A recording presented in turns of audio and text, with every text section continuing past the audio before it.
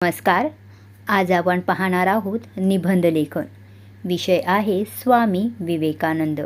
स्वामी विवेकानंद यांचा जन्म 12 जानेवारी 1863 साली तर मृत्यू 4 जुलै 1902 साली झालेला आहे. निबंध लेखनाला सुरुवात करूया.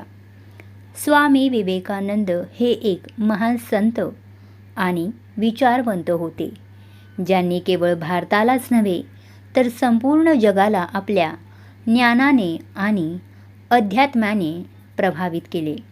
त्यांचा जन्म 12 जानेवारी 1863 रोजी कोलकाता येथे झाला. त्यांचे खरे नाव नरेंद्रनाथ दत्त होते. त्यांचे वडील विश्वनाथ दत्त हे प्रसिद्ध वकील होते आणि त्यांची आई भुवनेश्वर देवी त्या धार्मिक स्त्री होत्या. नरेंद्रची बुद्धिमत्ता आणि आत्मजागरूकतेने लहानपणापासूनच सर्वांचे लक्ष वेधून घेतले. नरेंद्रनाथ यांनी त्यांचे प्रारंभिक शिक्षण मेट्रोपॉलिटन इन्स्टिट्यूटमधून घेतले आणि नंतर स्कॉटिश चर्च कॉलेजमधून त्यांनी पदवी प्राप्त केली. लहानपणापासूनच त्यांना अध्यात्म आणि ध्यानाची आवड होती. रामकृष्ण परमहंसांना भेटल्यावर त्यांच्या आयुष्याला कलाटणी मिळाली. रामकृष्ण परमहंस हे त्यांचे गुरु झाले आणि त्यांनी नरेंद्रनाथांना आत्मज्ञान आणि सेवेचा मार्ग दाखवला. गुरु रामकृष्ण परमहंस यांच्या निधनानंतर नरेंद्रनाथांनी संन्यास घेतला आणि त्यांचे नाव स्वामी विवेकानंद ठेवण्यात आले. गरीब आणि गरजूंची सेवा करण्याच्या उद्देशाने त्यांनी रामकृष्ण मिशनची स्थापना केली. या मिशनने शिक्षण, आरोग्य आणि सामाजिक सेवा क्षेत्रात महत्त्वपूर्ण योगदान दिले.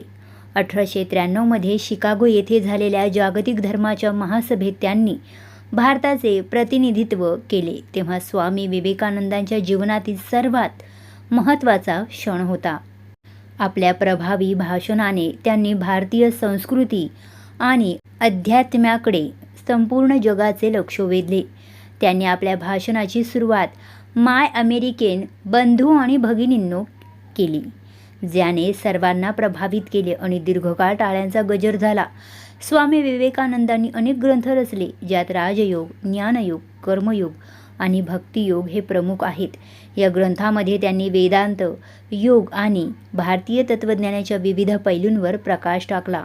त्यांच्या कार्याने केवळ भारतातच नव्हे तर परदेशातही अनेकांना प्रेरणा दिली. स्वामी विवेकानंदांचे आयुष्य खूपच कमी होते, पण त्यांनी त्यांच्या 39 वर्षाच्या आयुष्यात दिलेला योगदान अविस्मरणीय आहे. 4 जुलै 1902 रोजी बेलूर मठात त्यांनी अखेरचा श्वास घेतला.